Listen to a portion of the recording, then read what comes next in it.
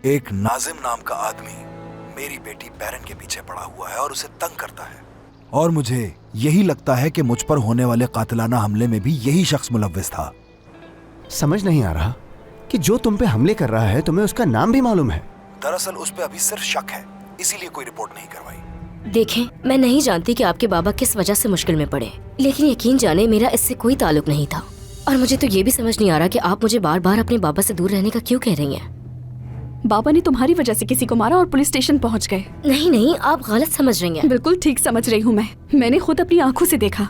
वो एक आदमी को नसरीन से दूर रहो कहकर मार रहे थे।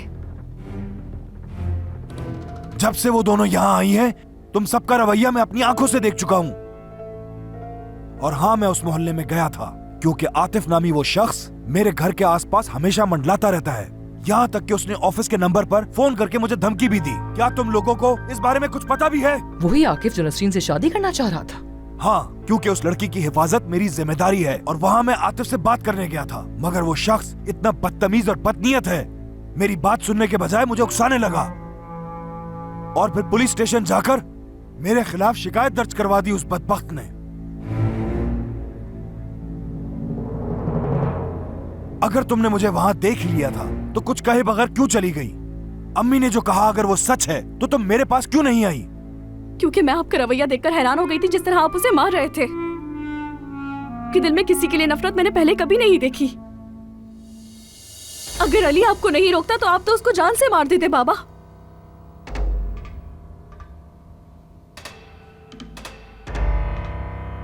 और नसरीन क्या कर रही थी पुलिस स्टेशन में, बताएं मुझे। क्या नसरीन भी वहां पर थी? जी बिल्कुल। करीम,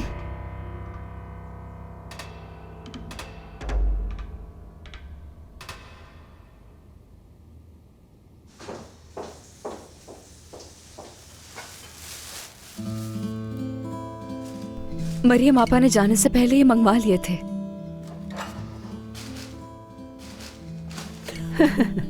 देखो तो जरा, इस जगह को देख के ऐसा लग रहा है हम सब्जी मंडी आ गए। कम से कम वो अपने आसपास के लोगों को नुकसान तो नहीं पहुंचाती। नसरीन, सारे काम हो गए हैं, क्या तुम सलाद तैयार कर सकती हो?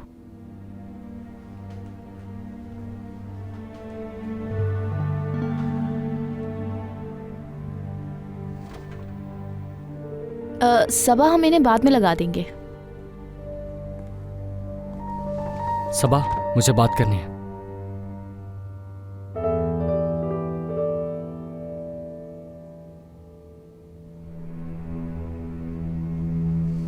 सबा,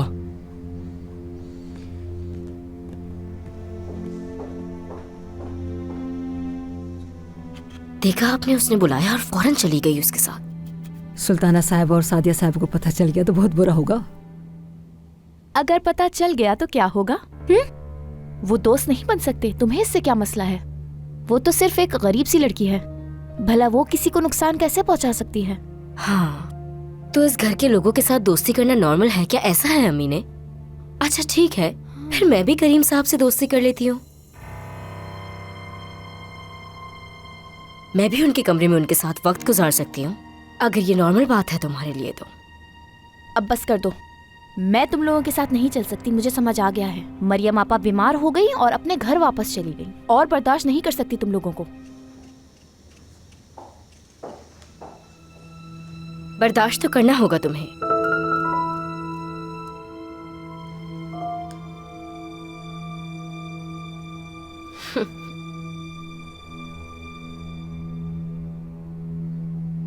चूंकि ये मौजू खुल ही चुका है तो अब इस बारे में बात करते हैं। मैंने आप दोनों को घर वापस आते देखा।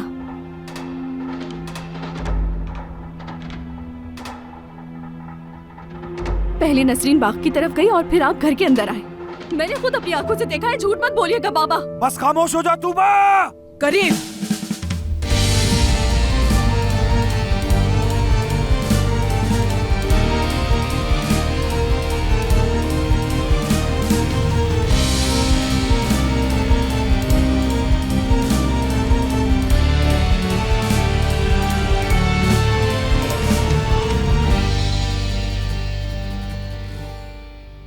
हाँ, नसरीन पुलिस स्टेशन आई थी, ताकि आतिफ ने मेरे खिलाफ जो शिकायत दर्ज करवाई थी वो वापस ले ले।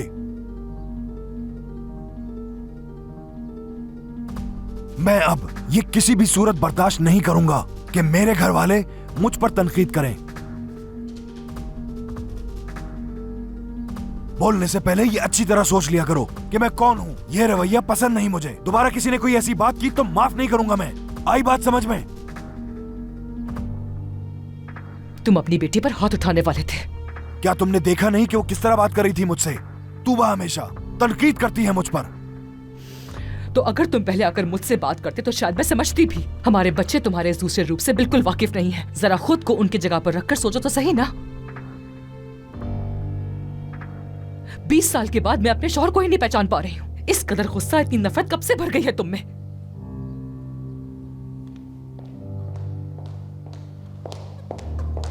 करीम। अम्मी प्लीज आप अब कुछ ना बोले मुझसे, प्लीज।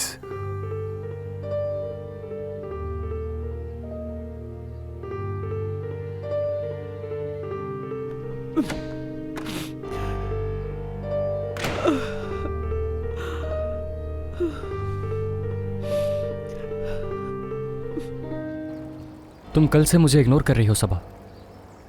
क्या तुम फातिमा साहिबा वाले मामले पर शर्मिंदा हो? जब मैं तसव्वुर करता हूं कि तुम फातिमा साहिबा के पीछे छुरी लेके दौड़ रही हो। मैं उसके पीछे छुरी लेकर नहीं दौड़ रही थी। अरे मजाक कर रहा था मैं तुमसे। हुआ क्या है सबा? तुम अचानक इतने गुस्से में क्यों आ गई? ऐसा क्या कहा उन्होंने जो तुमसे बर्दाश्त नहीं हुआ और तुमने ग्लास मार दिया उन्हें? सिनान, मैं नहीं चाहती कि इस घर में या इस घर के बाहर हमारा कोई भी ताल्लुक हो। बस कर दो सबा। तुमसे पूछा क्या है और तुम बता क्या रही हो? सिनान, इस घर में मुलाजमा के तौर पर काम करती हूँ मैं और तुम बिल्कुल एक जैसे नहीं हैं। तो फिर हम दो क्या अलग जहां से आए हैं? बताओ मुझे। क्या तुम्हें ये सब मजाक लग रहा है? तुम्हें हो क्या गया है सबा? क्या फातिमा साहिबा ने मेरे बारे में कोई ऐसी बात की है जो तुम्हें इतना गुस्सा आ गया है? मैं खुद ही जाके पूछता हूं।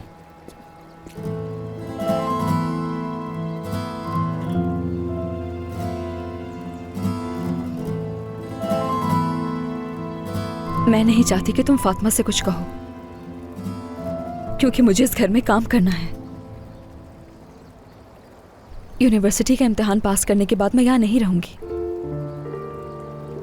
और ना ही तुमसे कोई दोस्ती रखना चाहती हूं मैं। हाँ, यहां से जाने के बाद तो मैं नहीं देखना चाहती।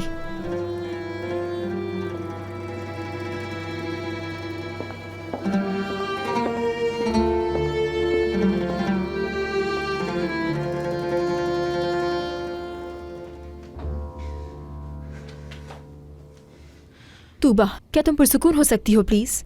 मैं पुरसुकून नहीं हो सकती। उस लड़की की वजह से आज बाबा मुझ पर हाथ उठाने वाले थे। ये सब कुछ नसरीन की वजह से नहीं बल्कि इस वजह से था कि तुमने बाबा के साथ सबके सामने बदतमीजी की थी। तुमने दादी के सामने, अम्मी के सामने ऐसा दिखाया जैसे बाबा ने हम सबसे झूठ बोला हो। तूबा, उन्होंने हमसे झूठ ही बोला।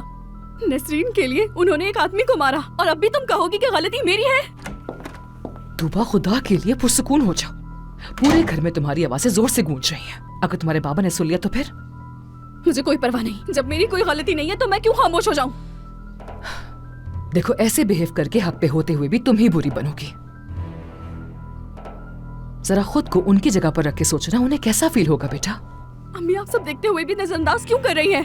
बेरिन, तुम्हें क्या हो गया है? क्या तुम्हें भी कुछ नजर नहीं आ रहा? गलती बाबा की है। तूबा, तुम्हें अकेले रहकर थोड़ा आराम करने की जरूरत है। प्लीज थोड़ा पुरसुकून हो जाओ। अम्मी आए चलें।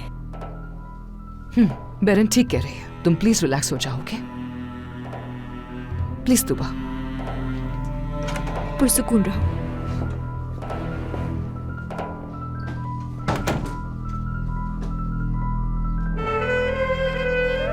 मैं तुमसे आखिरी बार बात कर रही हूं। तुम जैसे लोगों को समझाना मुश्किल है, लेकिन निमटना आता है मुझे। जिन आसाइशों की तुम्हें आदत हो गई है, अगर तुमसे छीन ली जाए तो तुम कहीं की नहीं रहोगी। लेकिन शायद तुम्हें यह सब रास नहीं आ रहा। मैं समझी नहीं आपकी बात, क्या कह रही हैं आप? अच्छा, तो तुम्हें ये समझ नहीं आ रहा कि मैं क्या कहना चाह रही हूँ तुमसे? तो ठीक है, मैं तुमसे वैसे बात करती हूँ जैसे तुम्हें समझ आ जाए। मुझे वाकई समझ नहीं आ रहा आप क्या कहने की कोशिश कर रही हैं और किस बारे में बात कर रही हैं। देखो लड़की, तुम्हें इस घर को बर्बाद करने नहीं दूंगी मैं।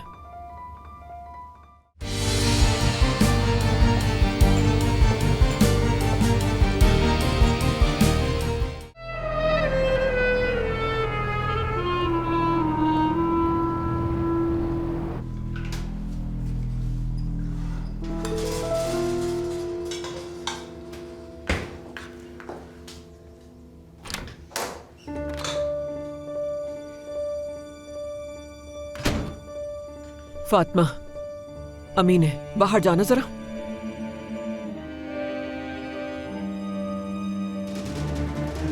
जल्दी करो।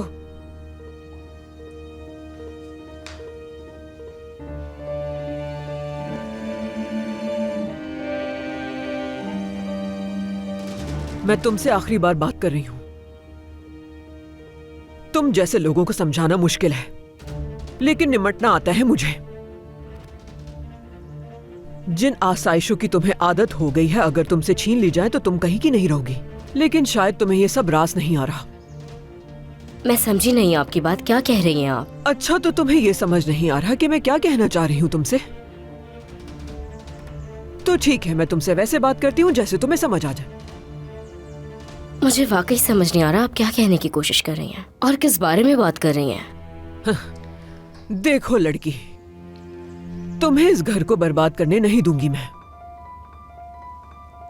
करीम से चाहे तुम जितनी भी करीब हो जाओ, लेकिन अपने मकसद में कामयाब नहीं हो सकोगी, क्योंकि तुम्हारे हर रास्ते में मैं खड़ी होंगी, याद रखना ये आप क्या कह रही हैं? करीम साहब के करीब होने की कोशिश? ऐसा कुछ नहीं है। जब तूबा साहिबा ने मुझे इतना कुछ कहा तो मैंने ये सोचा कि करीम साहब से बात करना ही बेहतर रहेगा। लेकिन इस घर में तो सब ही मेरे खिलाफ जंग लड़ रहे हैं और अब मैं ये सब नहीं देख सकती। बहुत अच्छा हुआ, तुमने अपना असली चेहरा हमें दिखा दिया। तुम लड़ना चाहती हो ना?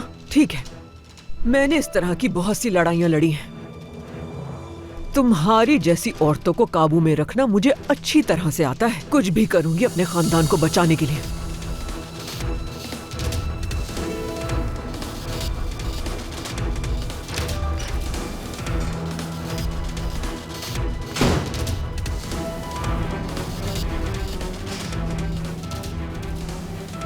इस बुढ़िया को लगता है कि उसके लिए मुझसे जंग लड़ना आसान है, लेकिन मैं भी यहीं खड़ी हूँ सुल्ताना साहिबा, और आखिर में भी मैं ही खड़ी रहूंगी। ये सब देखेंगे।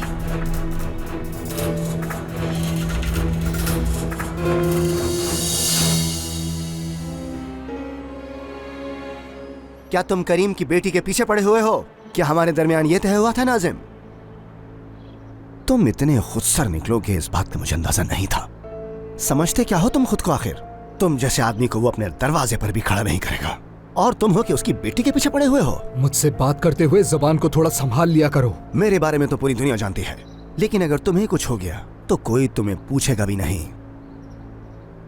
एक काम दिया था तुम्हें, वो भी ना हो सका तुमसे।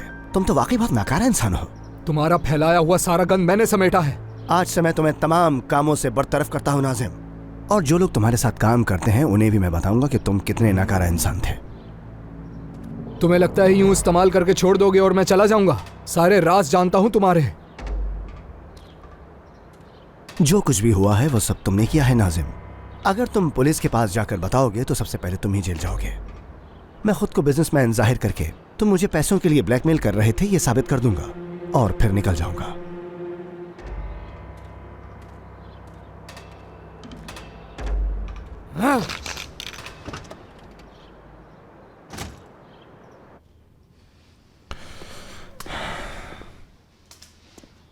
ये क्या है? ये उस आदमी की सीसीटीवी फुटेजेस हैं जिसने करीम अंकल पर हमला किया था उस दिन। ये है वो घटिया इंसान। कंपनी के आसपास घूमने की फुटेजेस भी इसमें ही मौजूद हैं उसकी। इससे हम उसे मुजरिम साबित नहीं कर सकते। ये वाकई अब खतरा बन चुका है हमारे लिए, और अब तो करीम अंकल की बेटी के पीछे पड़ा हुआ है। बैरन को किडनैप करने की कोशिश की इसने। देखो, कुछ भी करके इसने जो जुर्म किए हैं हमें उसे साबित करना होगा किसी भी हाल में। किसी ठोस सबूत के बगैर हम उसका कुछ नहीं बिगाड़ सकते अली। वो सिर्फ कंपनी के आसपास घूम रहा था, इससे वो मुजरिम साबित नहीं होता। अगर मुझ पर छोड़ देते तो मैं इसका खुद हिसाब ले लेता, मगर करीम अंकल पुलिस से हैंडल करवाना चाहते हैं इसको। देखो, मैंने खुद से भी इस आदमी को इन्वेस्टिगेट किया है। तुम अगर थोड़ी सी कोशिश करोगे तो बच नहीं पाएगा वो। पहले मैं उसके बारे में खुद छानबीन करता हूं। हम इसके फोन रिकॉर्ड्स भी देखेंगे, उससे मालूम हो जाएगा कि उस दिन इसने किस किस से बात की थी जब करीम अंकल पर हमला हुआ था। अच्छा खैर, अब मुझे जाना होगा। जैसे ही मुझे कुछ पता चलता है मैं फोन करता हूं। बहुत शुक्रिया। खुदा हाफिज। खुदा हाफिज।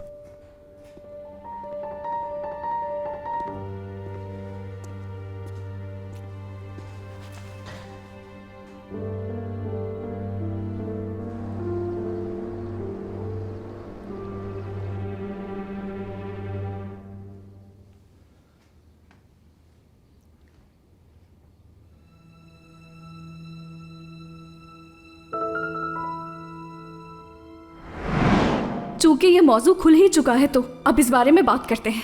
मैंने आप दोनों को घर वापस आते देखा।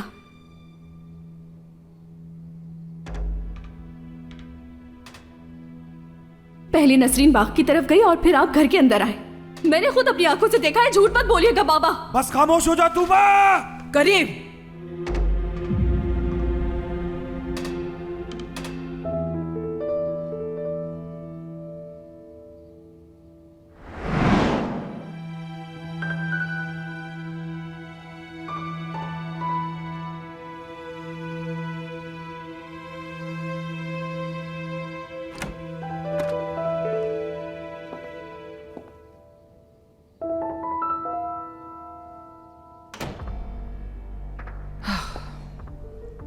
क्या हम कुछ बात कर सकते हैं करीम? हाँ, आ जाओ। अगर मेरे बच्चे समझते हैं कि अम्मी की कही हुई हर बात को सच समझ लूंगा तो वो गलत है। इसीलिए तूबा मुझे खुद ही बताएगी कि वो उस मोहल्ले में क्या करने गई थी। तुम्हारी अम्मी भला झूठ क्यों बोलेंगी? अम्मी उन लोगों के लिए झूठ बोल सकती हैं जिनसे वो मोहब्बत करती हैं, ये जानता हूं मैं।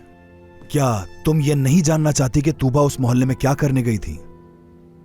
अपनी बेटी से सवाल करने से पहले मुझे अपने शौहर से बहुत सारे सवाल करने हैं। क्या वाकई? मुझसे भला क्या सवाल करोगी तुम? जैसे कि तुमने उस अनजान मर्द को सड़क के बीच में इतना क्यों मारा? आखिर इतना गुस्सा किस बात पर आया तुम्हें? यानी उसे पैसे देकर भेजने के बजाय तुमने उसे मारना क्यों मुनासिब समझा?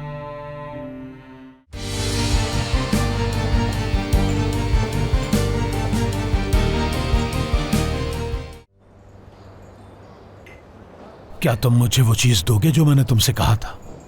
तुमसे पहले वाली तो संभली नहीं, अब मुझसे दोबारा वही चीज मांग रहे हो। शक्ल से लगता हूँगा मगर मैं इतना भी बेवकूफ नहीं हूँ, समझे? देखो, आयशा बहुत जिद्दी है। उससे पहली पिस्टल लेने के लिए मुझे लाजमी दूसरी पिस्टल चाहिए। हाँ। उसके सर पर पिस्टल रखूंगा तो वो मेरी बात मानेगी ना। तुम इतने बेवकूफ हो आजम कि वो तुमसे ये वाली भी ले लेगी और तुम कुछ भी नहीं कर पाओगे उसका। देखो, यहाँ तंग हो गया हूँ मैं। तुम जो पैसे देते हो मुझे वो होटल में ही खर्च हो जाते हैं। ऊपर से तुम मुझसे पिस्टल भी मांग रहे हो। यहाँ बैठकर कैसे दे सकता हूँ तुम्हें?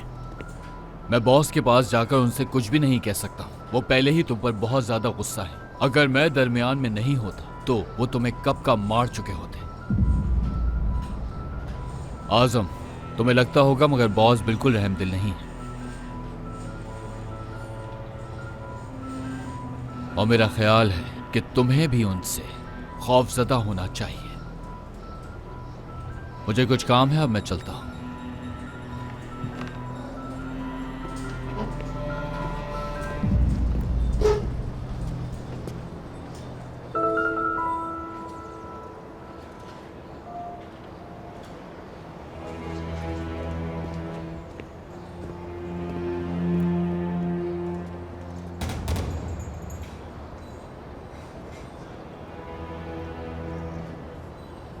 मैंने तुम्हें कितना समझाया था कि खामोश रहना। जानती हो किसी बच्चे के ऊपर हाथ नहीं उठाया, लेकिन तुम पर उठाना पड़ा। दादी, बेटी, तुमने गलती की है। उस लड़की को और मजलूम बना दिया तुमने अपने बाबा की नजरों में। मैंने? तुम्हें अंदाजा नहीं है कितनी बड़ी बेवकूफी कर दी। उस नसरीन से दूर रहना है तुमने। दादी देखें, अगर मैंने कुछ नहीं किया तो वो लड़की हमारी जिंदगियों में जहरीली बेल की तरह लिपट जाएगी। और उस बेल को पानी तुम दे रही हो।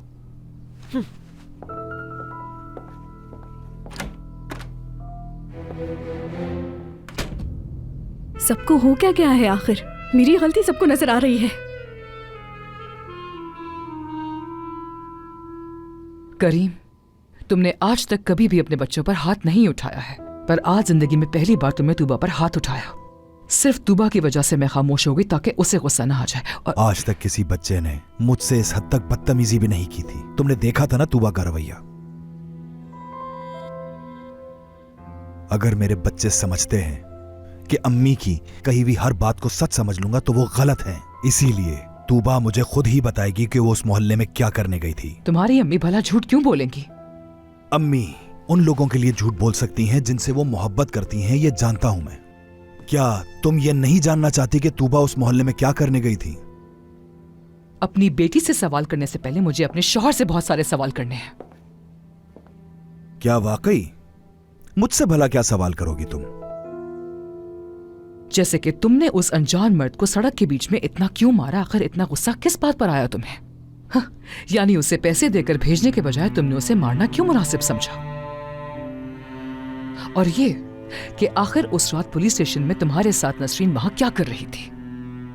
तो सवाल ये है कि मैं एक नौजवान लड़की की हिफाजत क्यों कर रहा हूं? तो इस बात का जवाब ये है कि मैं उसके बाप की जान का मकरूज हूं। तो इसलिए ये सिर्फ तुम्हारा मसला नहीं है। आज अगर मैं तुम्हारे सामने जिंदा खड़ा हुआ हूं तो ये सब उसके बाप की बदौलत है। सवाल करने से पहले इस पर बात करो।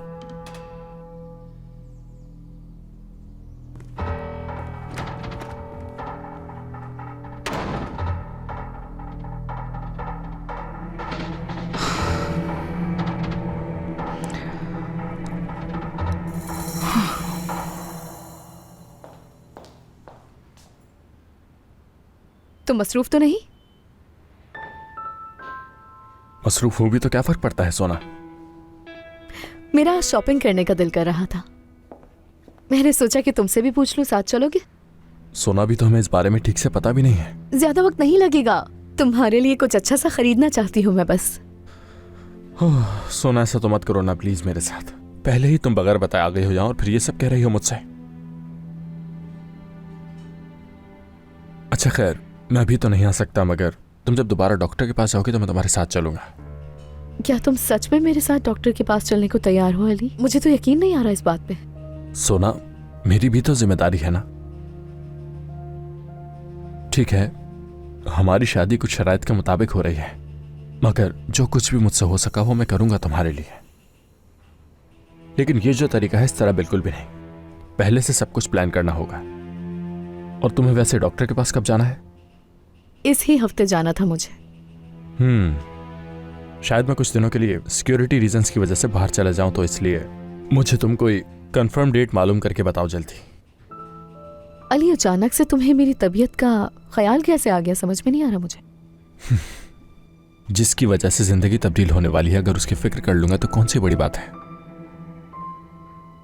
ऐसा करते हैं, कल चलते हैं डॉक्टर के पास, उसके बाद फिर शॉपिंग पर चले जाएंगे वहां से।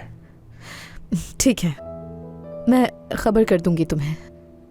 तुम बिजी हो गया अभी।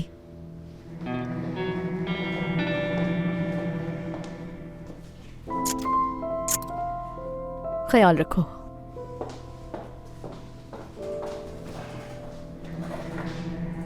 मेरी फैमिली के बारे में बात मत करना। उन लोगों से इतनी मार खाने के बाद भी तुम ऐसी बातें कर रहे हो। क्या हुआ? कुछ तो ऐसा किया होगा ना तुमने आतिफ, जो उस चाय की दुकान पर इतनी रुसवाई का सामना करना पड़ा तुम्हें। तुम्हें मालूम है वो सब किसने किया? नसरीन के मालिक उस करीम ने। उस दिन मेरे साथ जो कुछ हुआ वो सब तुम्हारी बहन की वजह से हुआ। सोचो जरा, नसरीन की खातिर वो आदमी लड़ने तक कैसे आ गया मुझसे। कोई तो ऐसी बात है ना उसकी और नसरीन के दरमियान जो बात यहां तक पहुंची।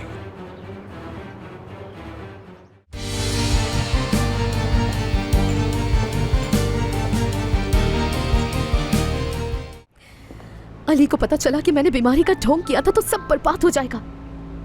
क्या करूं मैं अब? नसरीन, नसरीन ही मुझे इस मुश्किल से निकाल सकती है। कहाँ हो नसरीन?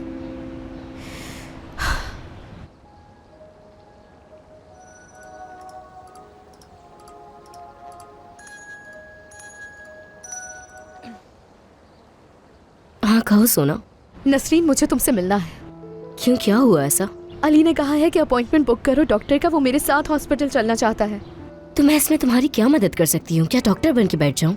हम एक दूसरे की हर चीज में मदद करते हैं नसरीन। देखो मुझे नहीं पता, लेकिन मुझे तुम्हारी मदद चाहिए इस मामले में। इसका कोई हल नहीं है सोना, और ना ही मैं तुम्हारी कोई मदद कर सकती हूँ इसमें।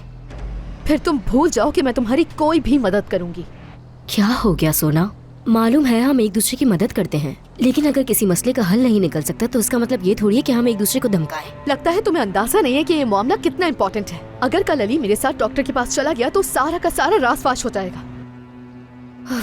ठीक है, मुझे जरा सोचने दो तुम। मैं एक आदमी को जानती हूँ, वो मेरे पुराने मोहल्ले में रहता था। वो पैसों के लिए कुछ भी कर सकता है, उससे मदद मांग सकती हूँ। और वो हॉस्पिटल में भी काम करता है। मैं तुम्हारा नंबर दे दूंगी उसे।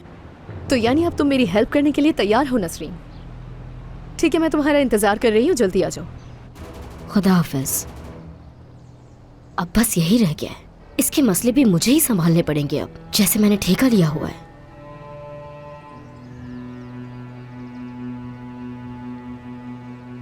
आज जो कुछ हुआ है उसके बाद से करीम साहब की नजर में मुझे अपनी कदर बढ़ानी होगी।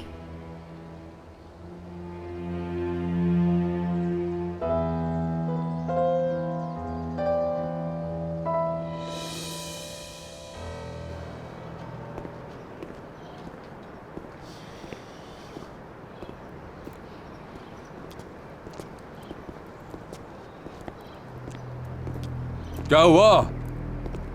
कहां जा रहे हो सर झुका के? अपना सर उठाकर जियो मेरे दोस्त, उठाकर। हाँ समझ सकता हूं, तुम्हारी बहन ने तुम्हें शर्मिंदा कर दिया है, लेकिन इतनी भी बड़ी बात नहीं है कोई। जो कुछ तुमने किया है, अगर उसके बाद तुम सर उठाकर चल सकते हो तो मेरे सर उठाकर चलने में क्या मसला है? घटिया इंसान। बात सुनो मेरी, तुमसे तो वो भी नहीं हो सका जो तुम्हारी बहन कर गई। देखा कैसे अपनी किस्मत उस आलीशान घर को बना लिया उसने। बस बहुत हो गया, मेरी फैमिली के बारे में बात मत करना। उन लोगों से इतनी मार खाने के बाद भी तुम ऐसी बातें कर रहे हो। क्या हुआ? कुछ तो ऐसा किया होगा ना तुमने आतिफ जोश चाय की दुकान पर इतनी रुसवाई का सामना करना पड़ा तुम्हें। तुम्हें मालूम है वो सब किसने किया? नसरीन के मालिक उस करीम ने। उस दिन मेरे साथ जो कुछ हुआ वो सब तुम्हारी बहन की वजह से हुआ।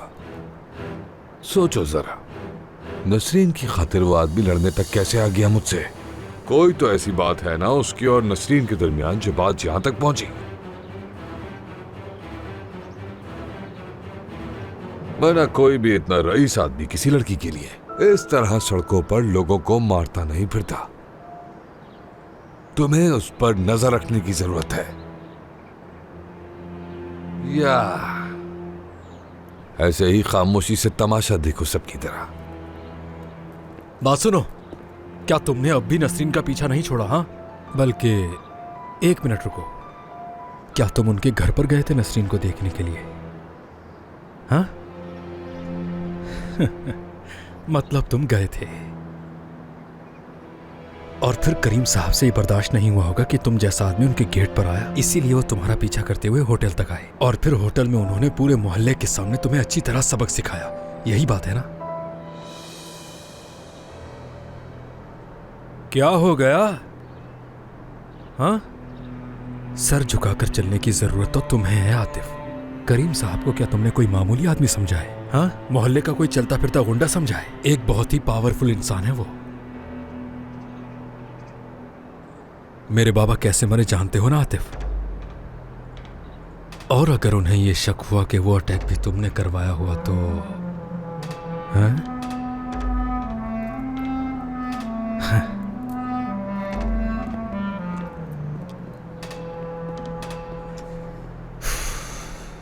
समझ नहीं आता कि आखिर ये लड़की करना क्या चाहती है। हाँ नसरीन, लगता है कि अब तुमसे बात करने का वक्त आ गया है।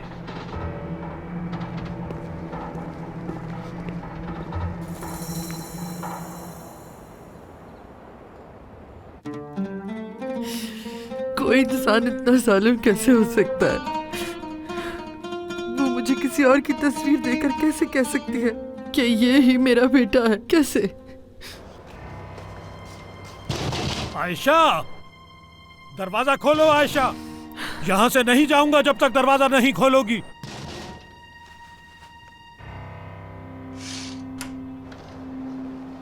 दफा हो जाओ यहाँ से। दरवाजा खोलो वरना तोड़ दूंगा मैं। दफा हो जाओ आजम, मुझे तुम्हारे साथ नहीं रहना है। पुलिस को बुलाऊंगी तो वो ले जाएंगे तुम्हें यहाँ से, समझे तुम? अगर तुम पुलिस के पास गई तो मैं तुम्हें जान से मार डालूंगा। गलती मत करना ये। बाहर में जाओ तुम।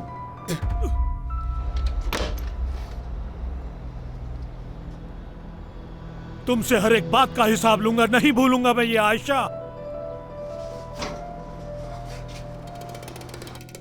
इसका इंतजाम तो अब करना ही पड़ेगा। क्या आजम आया था दोबारा? जाहिर है आया था, उसे भला कौन रोक सकता है? मगर मैंने उसे घर के अंदर नहीं आने दिया, बाहर से ही भगा दिया था। अगर आपके साथ वो कुछ गलत करे तो आप मुझे फौरन बताइएगा। मैं अपनी कंपनी के एक वकील से कहकर उसे जेल भिजवा दूंगा। ठीक है बेटा।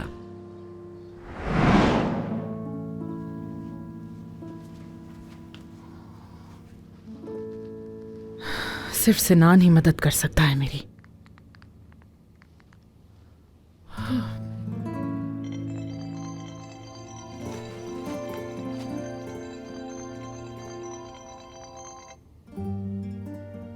आयशा आंटी।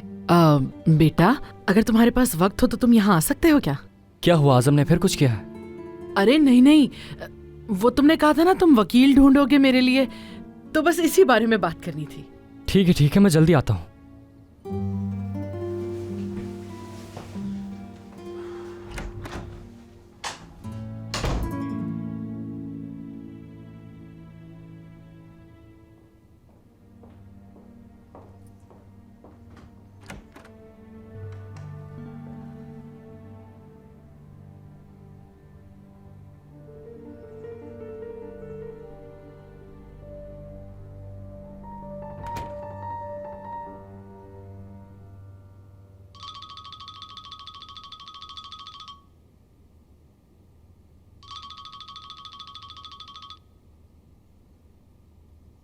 हाँ अली बोलो। Hello uncle. फुटेज मैंने पुलिस के हवाले कर दी है, अब वो काम शुरू कर देंगे। ठीक है, मतलब अब नाजिम वाले किस्से को खत्म समझो।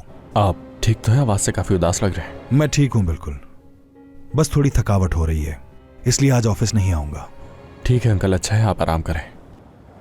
आतिफ की कॉल आई थी क्या? नहीं किया, और मेरा नहीं ख्याल कि वो दोबारा करेगा, क्योंकि उसे समझ आ गया होगा कि अब उसने दोबारा ऐसा किया तो उसके साथ क्या होगा। समझ गए?